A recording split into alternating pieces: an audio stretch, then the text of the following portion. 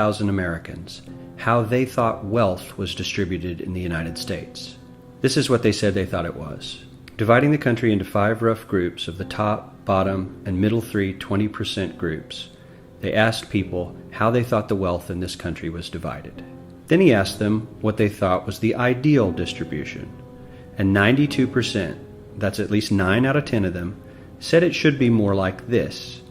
In other words, more equitable than they think it is. Now that fact is telling, admittedly, the notion that most Americans know that the system is already skewed unfairly.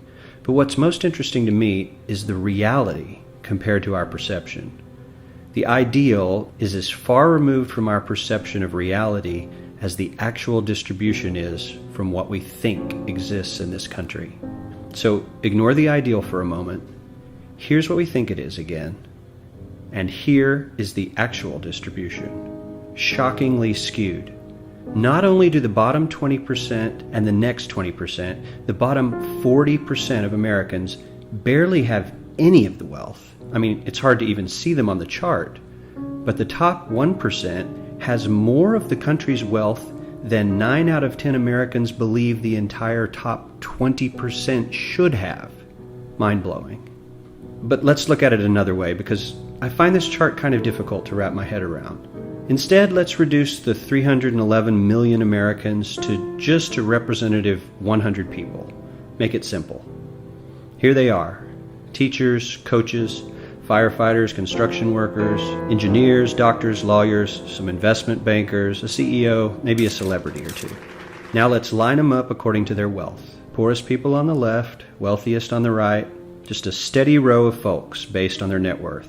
We'll color code them like we did before based on which 20% quintile they fall into. Now let's reduce the total wealth of the United States, which was roughly $54 trillion in 2009, to this symbolic pile of cash. And let's distribute it among our 100 Americans. Well, here's socialism, all the wealth of the country distributed equally. We all know that won't work. We need to encourage people to work and work hard to achieve that good old American dream and keep our country moving forward. So, here's that ideal we asked everyone about. Something like this curve. This isn't too bad. We've got some incentive, as the wealthiest folks are now about 10 to 20 times better off than the poorest Americans. But hey, even the poor folks aren't actually poor, since the poverty line has stayed almost entirely off the chart.